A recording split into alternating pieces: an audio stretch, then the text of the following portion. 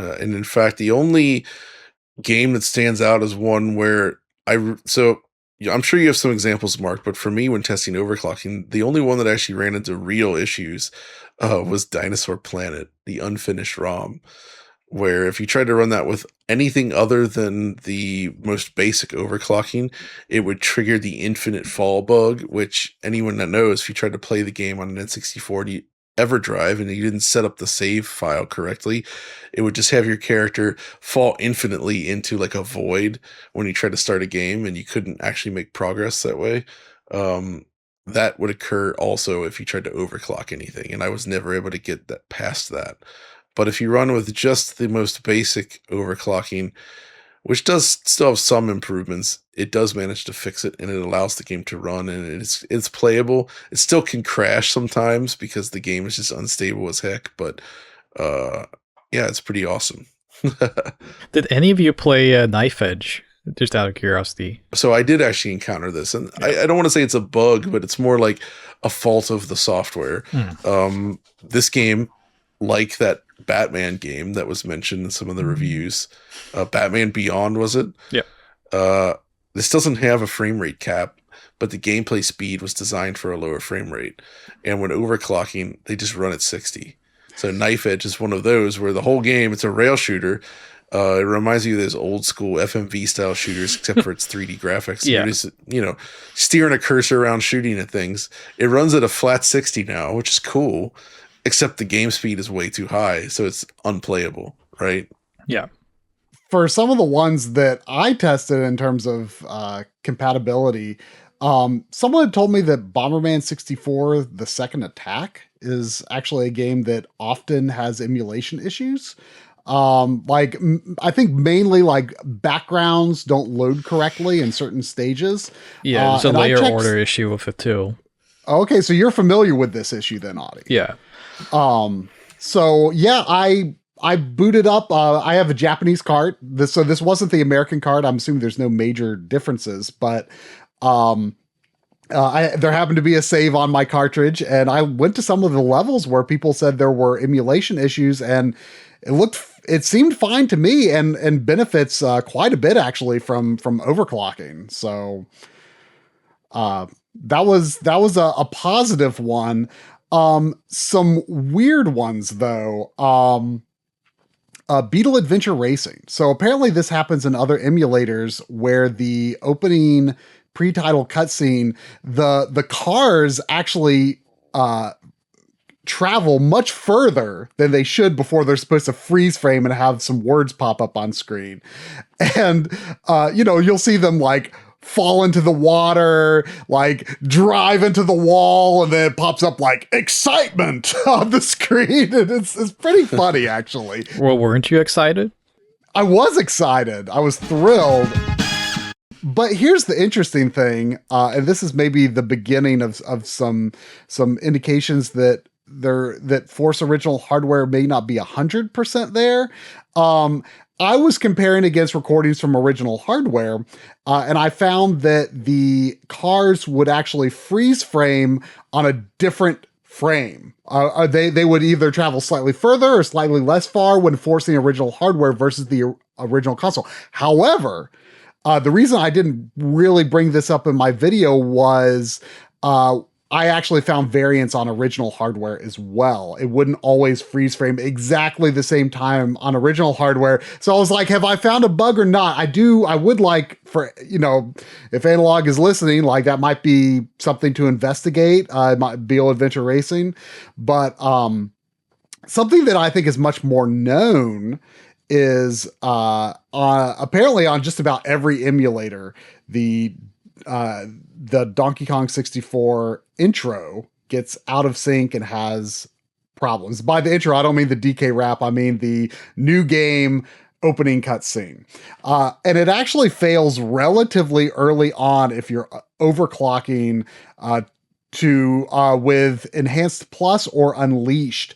It just goes to a black screen. The music will continue, but it just goes to a black screen. It goes too fast at some point, and I think just misses some sort of like transitional trigger. If if you do just regular enhance, which is only the RAM overclock, it will finish the cutscene and get to gameplay, but it does get heavily out of sync. There are noticeable issues. It's not super egregious if you force original hardware and play out the intro. But there are noticeable timing issues with the music, especially when there's some like dramatic sort of flourishes, like showing DK Island versus the K Rule mobile island. You know, it's like dun dun, and the timing is much more effective on original hardware. So that is definitely something that is a little off on Donkey Kong 64, even when forcing original hardware. People also told me that Banjo-Tooie has issues. I want to say people said that the Xbox 360 version even has some timing issues in the opening cutscene, which I recorded like a bunch of times, and it's like 11 minutes long, and I hate it. It's actually a pretty good cutscene, but I wouldn't ever want to watch it again because it's so long.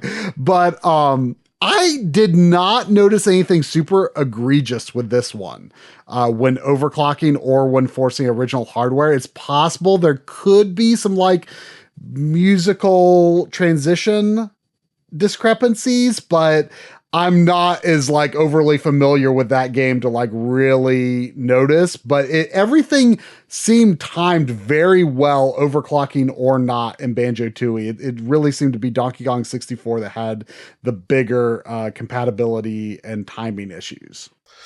Based on those types of findings, Audie and I and his friend Tom actually discovered one as well with Hyper Olympics in Nagano. Yeah, I captured which is the Winter Olympics 98 game that Konami did. And we noticed during the introduction movie, which is real time on the N64 version, every time the camera would cut between one event to another, you would get some sort of like garbage frames in there, or like kind of like a glitchy looking frame. And this happened both in overclocked and in Force Original Hardware mode, but it doesn't happen on a real N64. Nope. So I did capture this. I captured extensively Nagano because it's one of our favorite sports games on the system. And it also as you can see here, as I tried to play as similarly as possible on Force Original Hardware as well on original hardware, the clock, the internal game clock, just simply does not line up with original hardware, even on that Force setting. So there are some kind of timing issues here across the board with this game. And I wonder if that could be straightened out if the game actually ran at the true N64 refresh rate. So that's what I was wondering too, because right now it's forced into the mode where it runs at a 60 hertz flat output. Yeah. Right. But we know that N64 is something like 59.82 or something. 8.3, I think. That's what the RetroTink 4K reads. 59.83, so that's where I get that from. It's around there somewhere. Yes. And ultimately that means that even though it's a very small difference, it does cause very slight speed differences.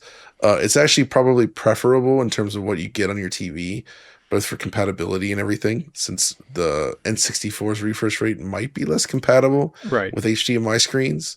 So that's probably why they're doing it this way. But either way, that can cause discrepancies. Although it doesn't explain why I'm so bad at the freaking ski jump in Nagano 98. I wish I could capture that. That moment of like the first time I tried to do the jump and just immediately fell over in a pile of ski and flesh. And then it happened over and over and over. I was like, how the heck do you play this? And then Tom showed us how it's done. Oh, Tom knows what's up when it comes to the Hyper Olympics. Also the luge, which is the freaking luge. It's a terrible sport to begin with, but when you overclock, it's just unplayable. You just fly straight off the mat. Like, it's just not this game. It is mover, but it's not more playable. That's the thing, is some of the events are better overclocked and some of them are worse. Like the luge is an example where it runs like not well on original hardware, but the game was clearly like built with this horrible frame rate like in mind in terms of handling. Yeah. And as a result, like when you speed it up and smooth it out, it becomes like impossible not to crash. So go. Better luck next time. It is worth pointing out though that overclocking does not necessarily cause the game to run faster or whatever, because something I showed in my video was Mario Kart 64, and I showed how the 60 hertz even does cause the game to gain about 1 second over the course of 5 minutes and 45 seconds. The Analog 3D will be ahead whether you're overclocking or not. It actually stays in sync timing wise when doing a full unleashed overclock. So yes, there are examples of where games get out of sync heavily, like you showed in Blast Core, for instance, but it does not necessarily mean it will go out of sync. It's a game by game thing. So ultimately, though, that kind of raises an interesting point here is like, now that we know how this works, there's doors being open for making mods, people modifying ROMs to take advantage of the hardware, for instance, Yeah. or to smooth things out or do something differently. Like, there's a lot of potential here. Like, we already saw it with that Perfect Dark modded ROM, right? Where you can get way better performance now. Or there's also, there's versions of Zelda Ocarina of Time and Majora's Mask where they up the frame rate cap to 30 FPS in the gameplay as opposed to 20.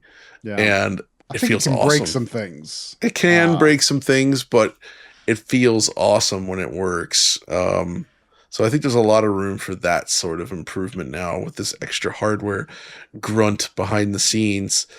So I feel like overall, even though there's some potential for things to break or act weird because the software was not intended to be run this way, the overclocking feature is a win, which is why we talked about it for this long.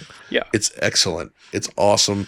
It's game changing. It's the first time where I really feel like I would want to use this system over a real N64. Yeah. Because usually I prefer real hardware when possible, but this is a case where like N64 games they run bad enough most of the time. And this fixes it so much, and it still has the great image quality with all those other features like 32-bit color and the CRT filters, that it becomes like the best way to experience it. And motion clarity doesn't really matter for N64 because most games are not anywhere near 60. Yeah. So yeah.